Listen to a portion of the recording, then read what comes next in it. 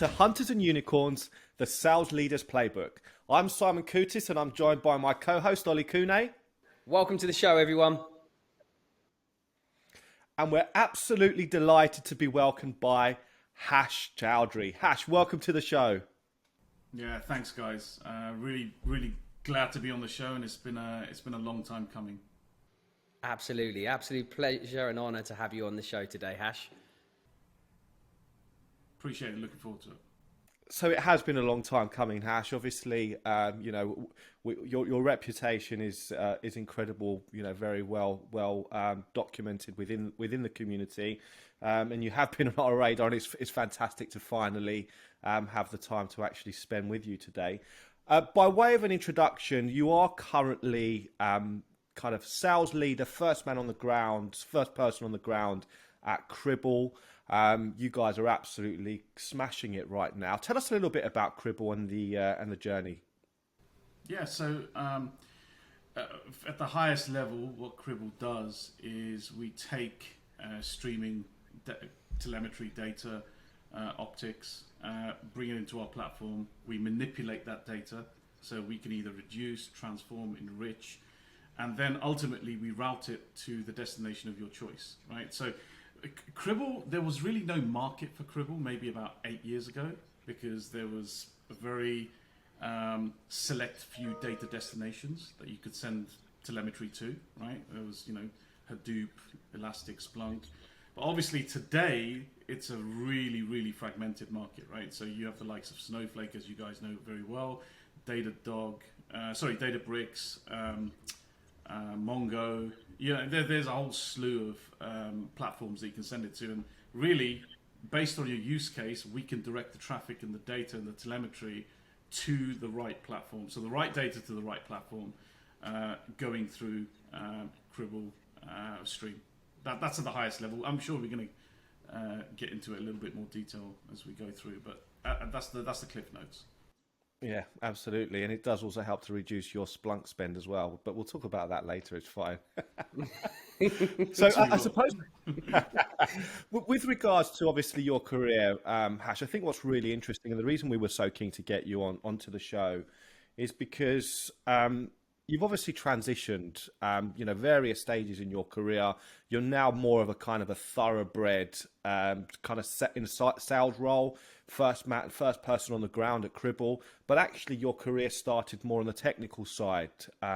If we go back a few years back now, Sybase, obviously you were in professional services and then transitioned into pre-sales before you obviously then, took more of a pre-sales role within Splunk. So just tell us a little bit about the early journey, how you kind of made that transition, and then kind of bring us up to that period in Splunk where things really started to change for you.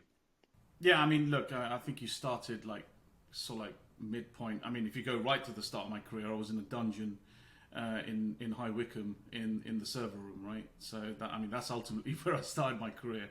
So I was a database admin at Dun & Bradstreet, straight out of uni. And, this is actually quite an important point because when you leave uni, you don't actually know what you're going to do, right? I mean, someone told me this. It was like, university doesn't teach you anything. It actually teaches you how to learn, right? So your real learning begins actually when you leave uni, right? So I started off, I wanted to be, obviously did computer science and maths, wanted to be technical, got very fortunate to get into a graduate training program at Dun & Bradstreet, straight onto multi-terabyte, one of the largest databases in EMEA actually, for Sybase. So that's where I cut my teeth. And there was a couple of key influential people, and one of the most important people, or I would say initial role models, was a guy who knew everything, right? I mean, literally, he knew everything about Sybase. I mean, he was like amazing, right? He was like this. I think he must have been like 58, touching 60-year-old guy. I mean, been around the block a few times, but literally had the answer to everything. And having that technical excellence gave him credibility, right? And so that was the first. That was the first inkling of me trying to pick a technology and be the best at it, right? And I chose data management, right? And little did I know at the age of 21 that that would be, a very smart decision. But, back then, databases were very structured. It wasn't, as, like I said, as fragmented as it is today. So that was the start. Moving over from that, I mean, it was a really interesting point because I was doing the same thing every day, right? And literally walk into the office at 9. I could tell you what time I was going to have my tea and biscuits, right? Which was 10:30, right? I knew what time lunch was, and I knew what time home time was, right? It was really prescriptive, military type situation. Just wasn't for me. I kind of tapped out after a year what I needed to do, and then I thought, you know what, I want to get more onto the commercial side, so I went off to do my MBA. Partly it was I wanted to do my MBA. Partly I wanted to go back to being a student. I'll be perfectly honest, right? Work life was a little, hectic. So I thought, okay, let's go and kill two birds with one stone. I went to Sheffield, did my MBA, or as my first boss post MBA said, Master of Bugger All. Right? That was his. That was his acronym for it, and he was right. It doesn't really. Once again, it teaches you how to learn, right? So I came back, and ironically, the expertise I got, and this was the second connective tissue to my first gig at Dun & Bradstreet, because I was actually a domain expert on Sybase. Sybase actually hired me, right? So went off to become a professional services consultant for Sybase. It was the most amazing. To be a professional services guy at that time was amazing, right? Especially at a company like Sybase, because they ran the banks, right? I don't know if you know, but pretty much all financial software storage platforms running on Sybase, right, in the city. So I was part of a team that basically we called ourselves the smoke jumpers, right? Because when shit blew up, they used to give us a call, and the funny thing was that when you had to get on site, it was by any means necessary, right? So if you had to go to Munich or you had to go to Paris, you need to get there. There was a specific SLA. You had to get there and get stuff done, right? So you'd be sitting around for a couple of weeks, and then the call would come. Almost like it was almost like the SAS. I mean, I'm not saying we're anything like the SAS, but it was like you get the call and you have to be on site within an SLA. So that was great. Super high pressure, right? The stakes are extremely high. The visibility is extremely high, right? When your production systems go down, you got to have a clear head. So did that for a couple of years, and then really. The professional services side, I was getting interactions on the vendor side. So this is my first vendor engagement, right? I was getting interactions with other parts of the business. One of the legs of the stool was sales, and the other legs of the stool was pre-sales, right? And professional services were these guys, on the other side of the room, and we kind of, there wasn't really any clear communication between those two parties or three parties. So one day I was having a chat with the pre-sales guy, and he was tapping me for information, like, I need to do this, this, and this. And then something happened where he couldn't make the meeting, so I ended up doing it, right? I had nothing else to do, right? So I turned up and did the meeting, and the sales guy basically said to me, "You should actually think about joining the team, right?" So gave it a couple of months, and then I, effectively went into pre-sales from there. So that was my kind of foray into pre-sales. Loved it. And this goes to what I was saying before. It was a different day every day, right? One day I'd be in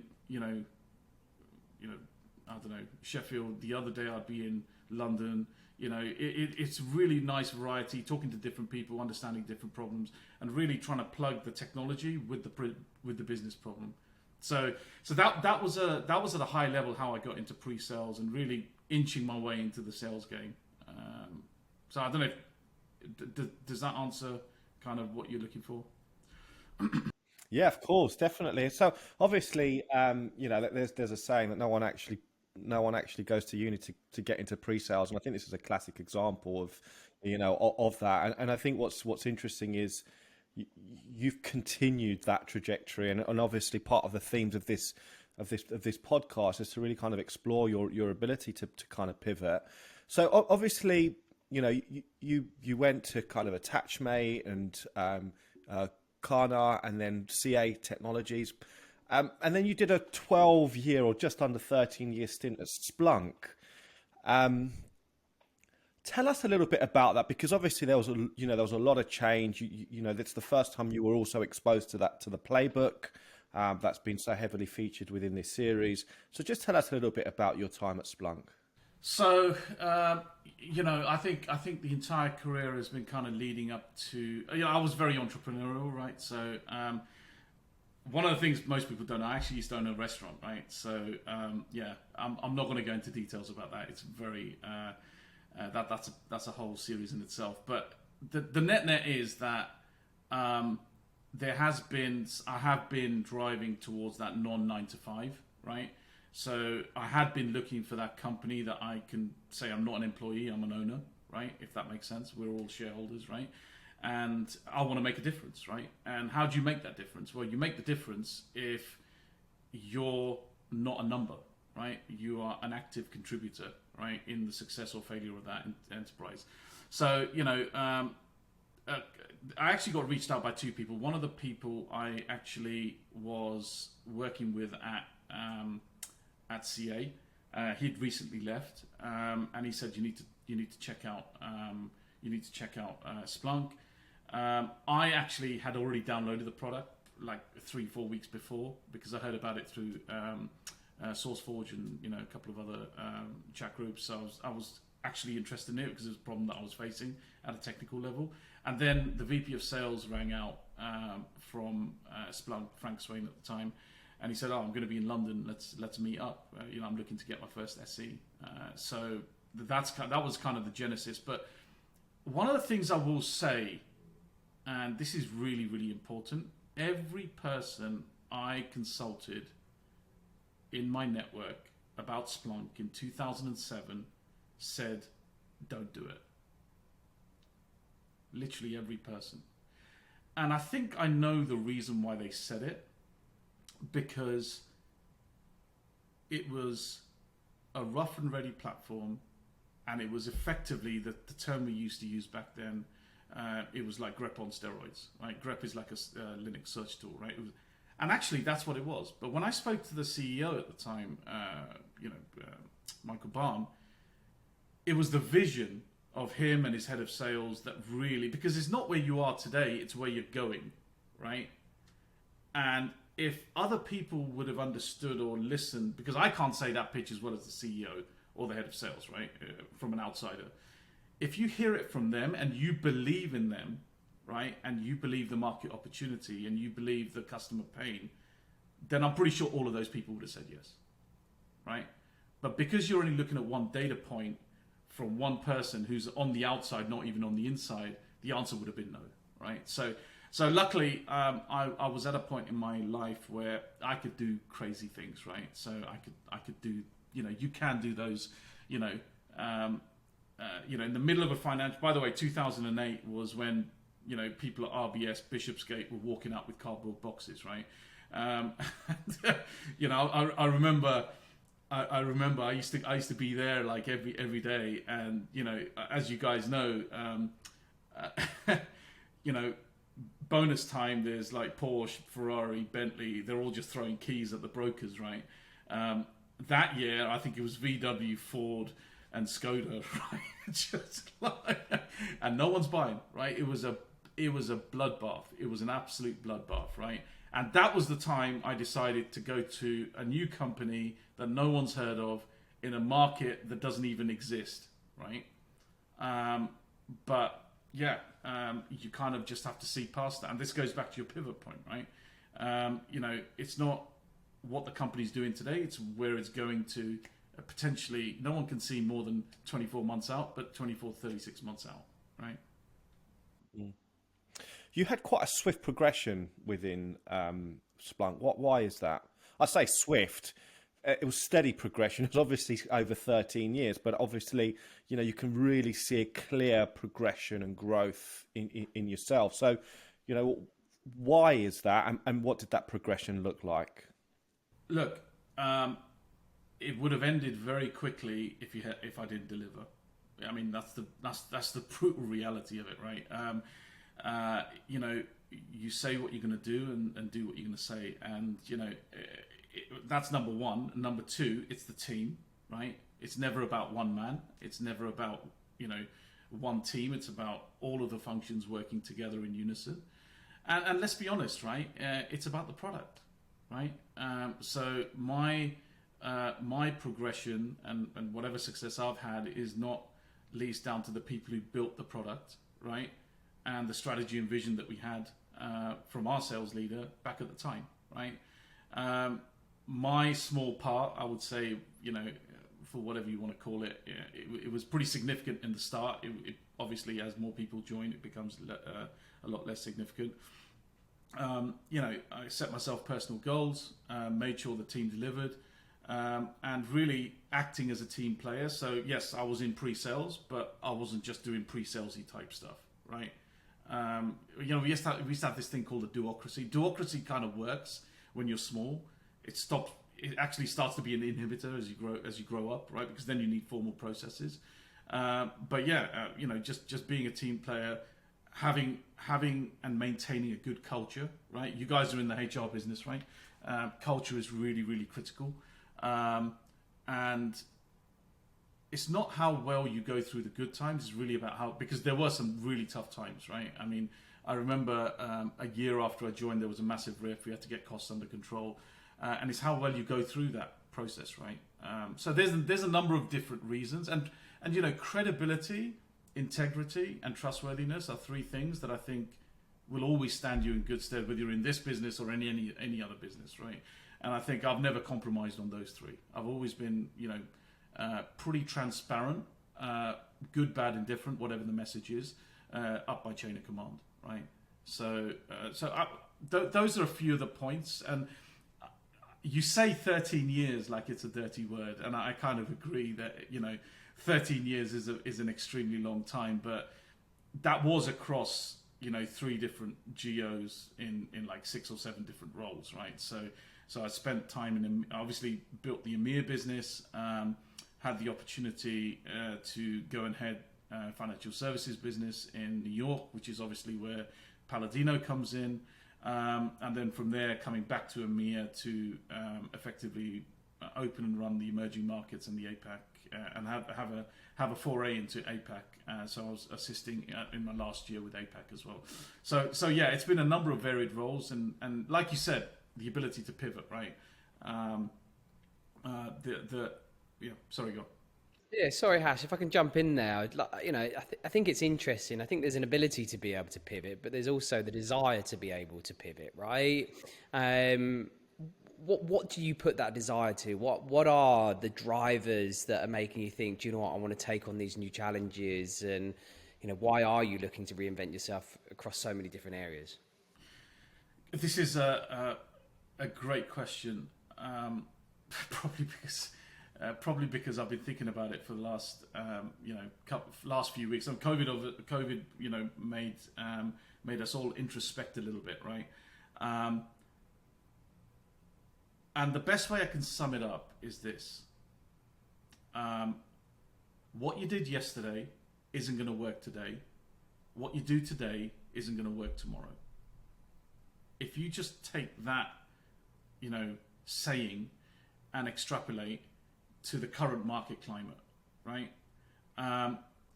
Last year, in a macro environment, is a very different period to what we're facing just in the first couple of weeks of January of 23, right? You can't apply the same logic that you did last year to this year. You're going to fail, right? And similarly, you can't apply the same logic. I'm not 100% sure, but you can't apply the logic of this year to next year, right? I apply that to my career moves, my personal decisions, right? And pretty much comes into my thought process in most things that I do, right? Is what was contrarian thinking a few years ago is now mainstream now, right? I mean, you know, a great example is Salesforce, right? Salesforce was in the cloud business probably 3, 4, 5 years before it was a thing. And then, guess what? They were seen as visionaries, right? Sometimes it takes 2 years. Sometimes you're way off on the timing, right? Follow the markets. I've been calling for a market downturn just from looking at the macro indicators on debt levels, interest rates, inflation, all of that type of stuff for the last 18 months, right? And sure enough, it's it. I was out, but the underlying parameters were there. So the net is you've got to reinvent yourself, every year, every 2 years to really grow, right? So yeah, I mean that's been my thought process for at least last 10 years, at least since I started Splunk, right? So is that something that you are quite quite prescribed about? Is it a thought process that you sit there and evaluate, or is it more instinctive?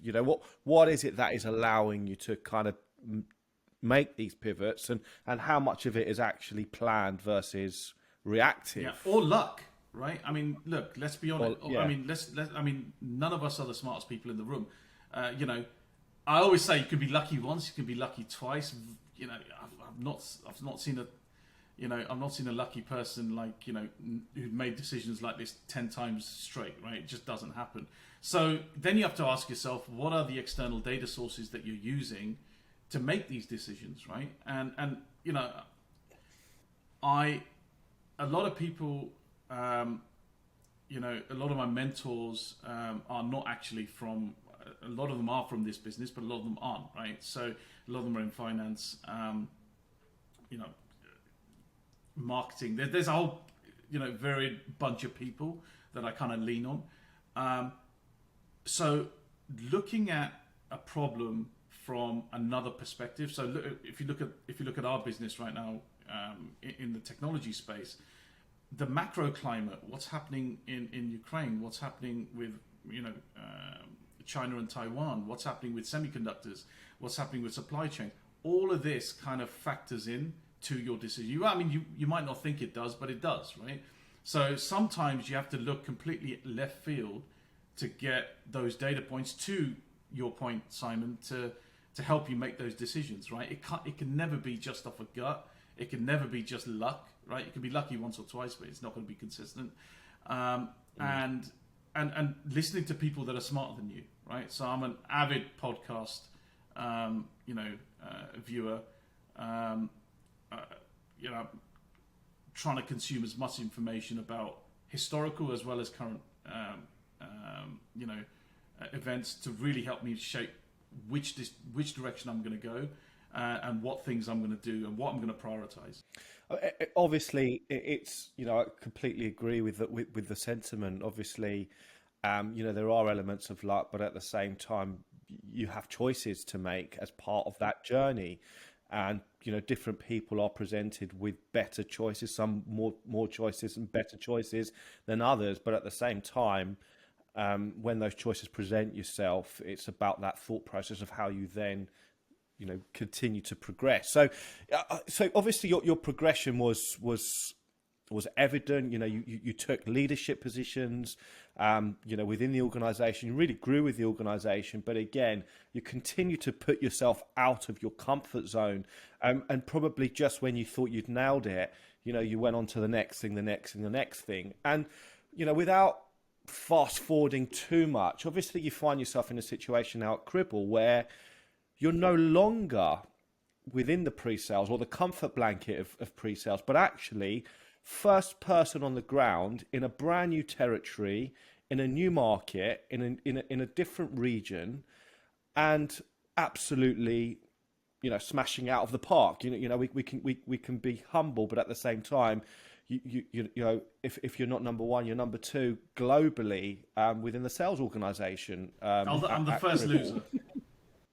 You're the first loser. Well, there you go. I mean, absolutely. So I suppose, given that, what is it that allowed you to have, or what are the foundations which have allowed you to have the success that you're experiencing right now?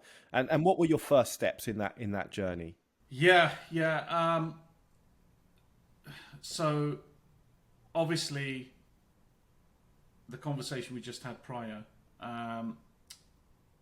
leads into responding to this question, right? Which is, what was the thought process, right? So the first thing I said to myself was, when I left Splunk, I'm taking 2 months out, right? And obviously needed to start before, but I could have started a lot earlier, but I decided to take 2 months out. First month was to decompress, right? And completely clear my mind, right? Because when you've been running at that speed, it takes time for you to come back to idle, right? That was the first month. The second month was planning. And I still think to this day, that was the best 4 weeks I spent, because you can't plan when you're in the company. You got enablement, you got to meet people, you feel the obligation to jump on calls, and you never come up with a plan. You never come up with at least your 3 or 4 pillars. So I spent those 4 weeks sitting on a beach with a notepad, right? And just really with no distractions, headphones on, and coming up with if you had to distill success down, right? What would that look like, right? And putting those 3 or 4 key pillars down on the ground, and then building on that. Now, you mentioned those numbers. They're impressive. I'm not gonna lie about it, right? But I wasn't focused on that, because that's a byproduct, right? That's the revenue, the percentage attainment, the new logos. That's a byproduct. You can't start with the byproduct, right? You got to start with the inputs, right? What's the raw ingredient coming in, right? So that I kind of distilled it down to 4, and then it was just, honestly, it was a grind, right? Because I think you've already mentioned it. There was no one else. It was just me, right? So I had to kind of do all of the technical heavy lifting. I'm not a lawyer, unfortunately, so I had to lean on HQ for a lot of the legal stuff. All of the sales negotiations, mutual success plans, customer success, that all kind of fell on me, and I don't regret anything. And I'll say one more thing, right? I'm better for it for one reason. I have a really nice saying, a quote, which is, scarcity breeds innovation, right? And it is so true in personal development, because when you remove all of your resources, you have to figure out how to do things better. You just have to. So, I heavily leverage my technical tooling kit internally. I did a time and motion study, and surprise, 70% of it is technical, right? So I figured out a process to really, button that process up. Figuring out qualifying calls, figuring out how to manage, APAC as well as EMEA, just from a time management perspective, priority management perspective. The Middle East obviously run, as you know, on an offset week, so Sunday is a work day. How do I deal with that? So yeah, there's a lot of moving parts, and yeah, you're always consciously anxious, right? Because every decision you make is going to have a consequence, right? Could be intended, it could be unintended, but there's going to be a consequence, right? And that's why we do what we do, right? That's why I do what I do, because every decision I made nearly 2 years ago has led up to those results, right? So yeah, so to answer your point, those 4 weeks of peace, calm, and the ability to have noise-free thinking was super critical. Super critical. Do you owe a lot of your, deeper technical background to the success that you're having at the moment? Do you think that plays a big part in it? Yeah, I mean, if I'm being blunt, yeah, I don't need anyone to do what I do. So I'm pretty much, I could do it on my own. I have artillery support now, but yeah, I mean, it definitely, we're a very technical product, and most products coming to market are technical products, right? So I spent a lot of my time talking to the real users of the platform, right? Talking to the SOC ops guys, talking to data management guys, I actually didn't really want to get higher up because, frankly, if you don't prove value at that level, you're going nowhere anyway, right? It's just a waste. You're actually wasting the executives' time by talking to them. So I focused a lot of my time building the community, building the channel, evangelizing. And in fact, the first hire that was made outside of me was a marketing person, because I said I want awareness, right? Right now, I see that as the most important skill set that I need. And yeah, so the second guy in EMEA was the marketing director, right? And that obviously, you need to kind of figure out how that cadence works, right? So once again, there's a lot of different activities that led up to that. And by the way, what I did last year is very different to what I'm doing this year, or coming up to the end of this year, right? Our year ends in 2-3 weeks' time. So I've already got my plan for next year, and it's going to be markedly different to what I did last year for sure. Absolutely. So I suppose in terms of there's a couple of themes that you've touched on. Being first person on the ground, one of the reasons why you've had the success that you've had is also around your ability to kind of leverage the channel. So just tell us a little bit about why that's important and how that's helped you have the success that you're experiencing right now. So you just said it, right? So one man, right? One man can only do so much, right? So once again, I did that time in motion study and said, where am I spending most of my time? And obviously it's it's in the technical validation piece, right? It's in the proof point, right? I can't put myself to do 7, 8, 9, 10 POCs, right? Or have architecture meetings, or do demos. I just can't do it, right? So what I did was I had a split-pronged approach where I would get numbers on the board and do that personally myself. But what am I going to do next year, right? I can't carry on doing this, right? So I focused on scaling agents. So there's a couple of scaling agents, right? Obviously it's VARs, right? So value-added resellers, right? It's technology alliance partners, the Ciscos, the Corelights, the Sentinel Ones, Elastics of the world, right? So how do I incentivize? How do I make their life easier in selling their product, right? How do I either make it quicker, faster, cheaper for them, right? That's ultimately it, right? And then we have the big GSIs, right? So the Accentures of the world, the Capgeminis, and between those three, right? You obviously have a different time horizon for each one, but you've got to start it from day one, because what most companies don't realize is they go to a channel motion in year 3 and then it's too late. It's too late. So I had a very frank conversation with my management saying, look, you need to give me 6 months, right? To get this, because if you don't give me 6 months now, it's going to be very hard to build the channel 3 years down the line, because your revenue expectations just won't allow you to invest in the channel. Whereas the revenue expectations now, or when I started, were not that much, and now they're considerable, right? But the channel is delivering, right?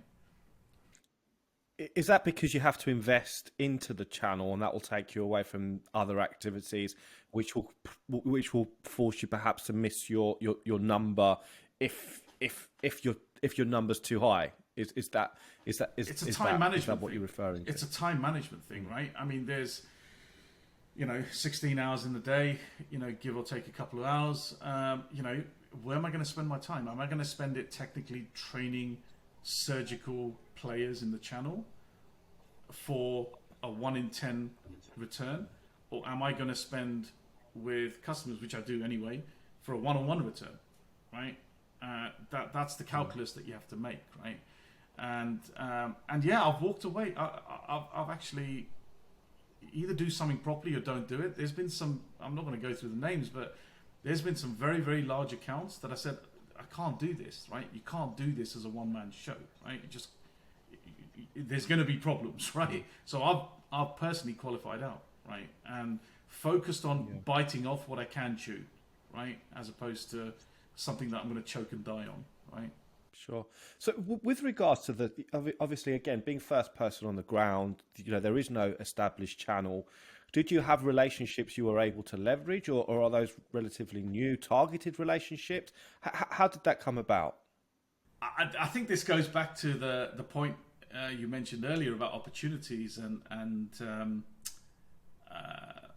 options, right? I'm very, very lucky. I've got a very extensive network across EMEA, APAC, and I guess that's global, right? EMEA, APAC, and Americas, right? But yeah, I mean, but yeah, I'm very lucky. I've nurtured those relationships over the last 15, 20 years.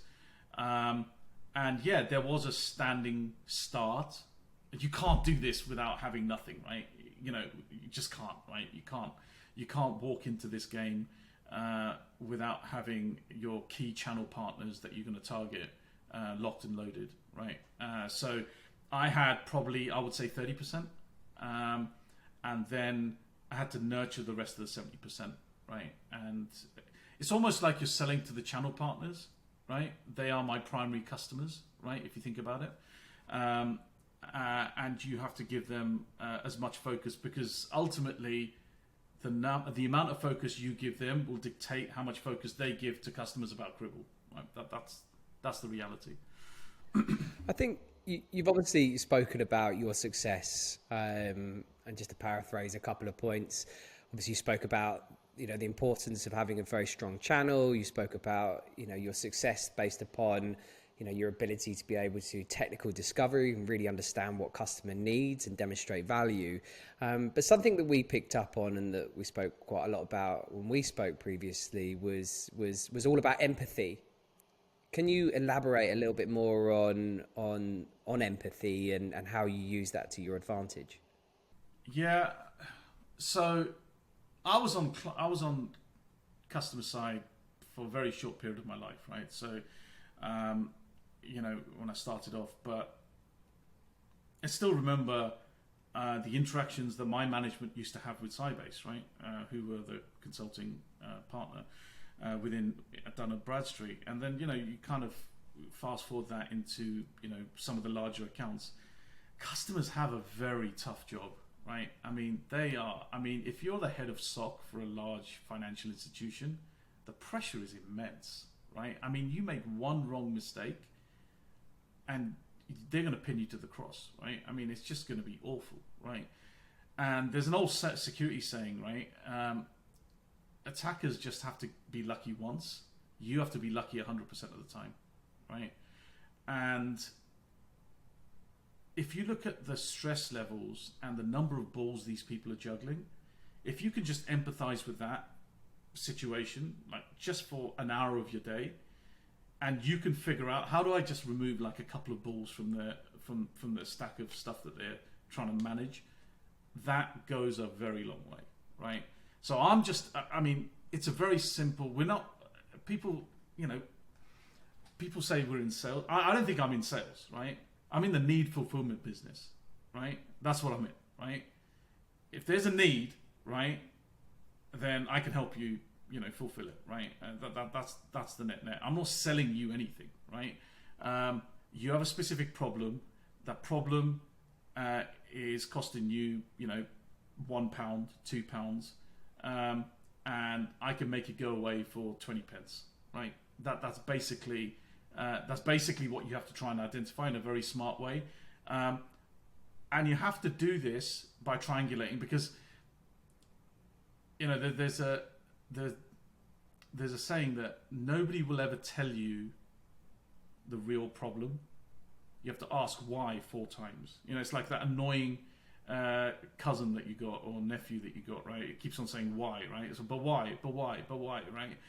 You literally have to get to the 5th why to really understand the key driver for that pain, right? You have to keep on digging, right? And sometimes you have to do it in indirect, sometimes you have to do it direct way. But unless you understand that, you can't really help anyone, right? That's where the empathy comes in, right? Is really walking maybe an hour in someone else's shoes to really understand, if there is a fit or there isn't a fit. So Hash, obviously you spoke about that kind of triangulation and the importance of really identifying pain when you're engaging with your customers. But what are your primary objectives? You know, when you're in those meetings, what are the first steps and the first objectives that you're really trying to go after? So you know, like any first meeting, people are sizing you up, right? So, you know, the key thing that executives and customers are really trying to get to the bottom of is credibility, right? Do I want to spend time with this guy, A, for the next hour, or B, for the next meeting, right? So conveying your credibility, integrity, trustworthiness in a very, you know, scenario-based way is kind of going to be a lot of the first meeting, along with understanding their environment, understanding their team makeup, understanding where the company, obviously, you know, fully expecting myself to do the prereq on the company background, you know, anything that's been happening in the news, anything newsworthy, the specific area of technology that they're in or business that they're in, and really understanding and distilling down the 2 or 3 things that would make this conversation beneficial to both parties, right? And sometimes those are very apparent to both people, and sometimes they're not apparent, right? And that can happen both ways. Sometimes a customer might think, oh, Cribble's a great fit, and I'm thinking, actually, it's not, right? And vice versa, right? So really trying to get to the point where you decide, is another meeting beneficial to both people, right? Because look, I mean, we mentioned in the earlier question about empathy. I don't want to waste anyone's time, right? You know, I'm not in the business of getting meetings for the sake of getting meetings, right? If a meeting comes out with no action items, it's probably not a great meeting, right? It's probably not a great meeting. So, or next, you know, or constructive next steps. So that is what I kind of get to in the first meeting, right? And then every meeting after that, if there is another one, kicks off a prescriptive process in technical validation, right? Really trying to identify use cases that drive corporate initiatives that ultimately make everyone involved in that chain of command look like rock stars. That's my goal, right? Is, you know, everyone who touches Cribble or Splunk or whatever product that I've been fortunate enough to be associated with look like, you know, dons. That's the net. Yeah, so it's interesting. You talk about obviously the corporate initiatives and also the some of the technical challenges. And one of the things we've spoken about previously is the fact that you kind of understand that if a certain client has a technology stack with specific, you know, technology vendors, you're likely to have some sort of hypothesis of pain that company's likely to be experiencing around that. So how does that really help you, and how do you kind of navigate that and to really help you get ahead in that scenario? So firstly, it's a body of knowledge that has been kind of, you know, tacitly built over, you know, 10 years, right? Any technology past 10 years probably not relevant, but, you know, you really got to be on top of your game on understanding the vendor landscape over the last 5 to 10 years. And then empathy, right? Once again, customers will tell you, I don't use those products, right? I don't get hands on those products. I'm expecting, you know, them to tell me, or a professional services partner to tell me, or whatever, right? So, you know, you build up these battle cards over the course of years and months, and then you automatically know vendor A, and they say, oh, but by the way, you know, are you having trouble, you know, configuring it across a, you know, multi-site deployment? And they say, oh, by the way, funnily enough, that's exactly what's happening, right?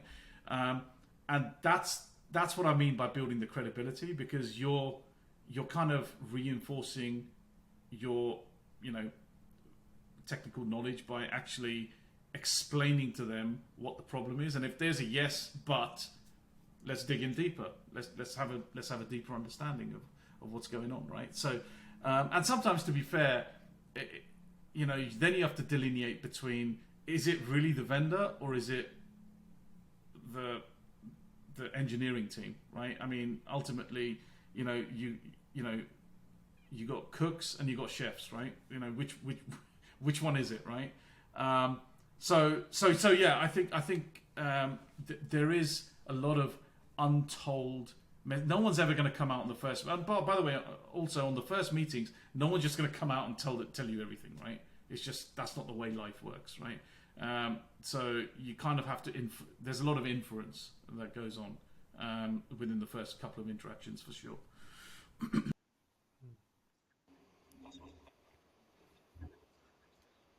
I think it absolutely does. I think it's really, really important. I want to go back to an earlier comment that you made at the very beginning of this interview, Hash, which was, you know, you personally didn't know what to do when you finished university, and you kind of put your feet in and then, you know, put your feet back out again.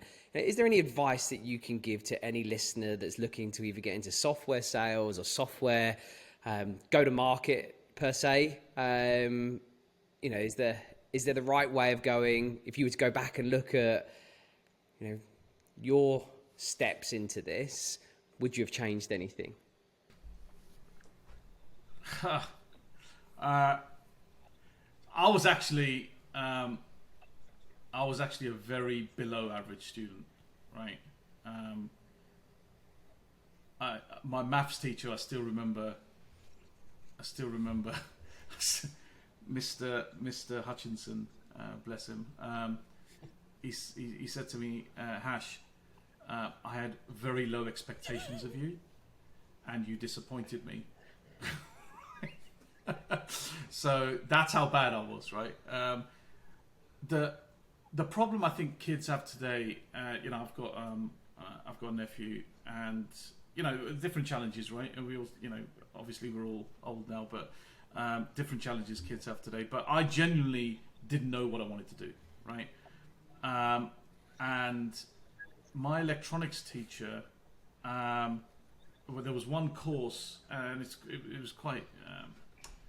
I still remember it. There was one class that we had for electronics, basic electronics, and it was amazing. That was the thing that I liked doing. Why? Why did I like doing it? Well, because you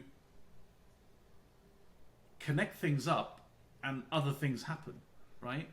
And that sense of achievement of having a plan in your head and then putting a bunch of components together, making them work to the desired outcome, that was great, right? So I was like, and that's all I did. Forget English, forget history, forget geography, forget everything else. All I did was electronics, right? I got a soldering iron, nearly burnt the house down 5 times, right? But my mom was like, that's the only thing you're good at? Right, that's all you're going to do, right? So that's all I did. And then I went to do my A-levels, and I got introduced to programming, right? Basic, BBC Basic, right? And that's how old I am, right? And that was amazing. So it's, once again, it was without burning yourself, right, with a soldering iron, and without it taking, you know, a week to figure it out. I could code something up and make it work. And once again, that instant dopamine hit, and that was it. It was the dopamine hit, right? Because I that's the most nerdy, like, addict you're gonna get, right? Is I cut code and I got high, right? And that's basically that's what it is. It's a dopamine hit. It was an instant reaction to a outcome that you expected and then you realized, right? And that's when I decided that I wanted to do maths and computer science. That was the only thing I could do, right? So to answer your question, Ollie, is like, I knew I wanted to be in tech because I wanted to get that dopamine hit. But now I get my dopamine hits on other stuff, right? Which is basically the customer interactions, watching other people get the results they want, right? So a customer has a really big problem. Are we talking, you know, a $10 million, you know, GRC, you know, governance, risk and compliance problem that they have, and I, in some way, shape or form, have facilitated them in achieving it, right? But that took a number of years to get to, obviously, right? So, and once again, I think the point was made earlier that you don't fall into this game, right? I mean, you might do now. I don't know what they teach at university these days, but you might do now. But when I was doing it, there wasn't anything called pre-sales engineering, right? So you kind of had to, stumble your way into it, right? And technology is a broad church today, right? I mean, you could be a web developer, you could be a UI, a UX guy, you could be a full stack developer. And there's so many things you can go into now. And the only advice I can probably give kids is fail, right? I mean, you talk about these millennials. I've got this nephew who just hates failing, right? And it's like, you kind of got to fail, right? Because if you don't fail, you're not going to learn. If you don't cut yourself, you're not going to heal back stronger, right? So if you think you're going to like it, try it. And if you don't, nothing's lost, right? You if nothing else, you've got a bunch of learnings out of it, right? So just don't burn your house down. Just don't burn your house down. Yeah, just don't burn your house down. Exactly right. Actually, I think this is the point where we can really reflect. I think it's been an immensely insightful session with you today, and I just want to pick out a couple of really key themes from the chat today. And I think what's been evident at pretty much every stage of your career is that ability to pivot. We use the word pivot. And your ability to kind of transition your way through and really kind of, readapt yourself and that ability to kind of consistently find change. But I think what's evident to me is that even though you put some of those changes down to a moment in time, some luck, and by your own admission, you perhaps weren't the most studious, student kind of in your early years. What you have been able to do is kind of piece together all the information that you need, put together a plan, assess it, and then make choices. And those choices have enabled you to be able to really navigate and build. And it's been that kind of building on top of that building and that kind of scaffolding of your career, which has enabled you to get to the point now where you're completely out of your comfort zone once more. But because of the layers that you've been building over the last 20 years, it's giving you the incredible success that we're obviously seeing right now. So I think it's been, fantastic spending this time with you. It's been a long time coming, and it's certainly lived up to the expectations. So thank you so much for taking the time to speak with us today. No, I appreciate it. Appreciate it, Simon Ollie. And looking forward to resuming the conversation maybe on another podcast. Absolutely. No, it's been absolutely amazing, Hash. I really do appreciate your time. I think, your ability to be able to pivot, across so many different fields of software sales and to the position that you're in right now as an inspiration to absolutely anyone. So really, really appreciate you sharing in that story. But to all our listeners, please do like and subscribe to our various channels, YouTube, iTunes, and Spotify. But we look forward to welcoming you all back for another session very soon. Take care and thanks again.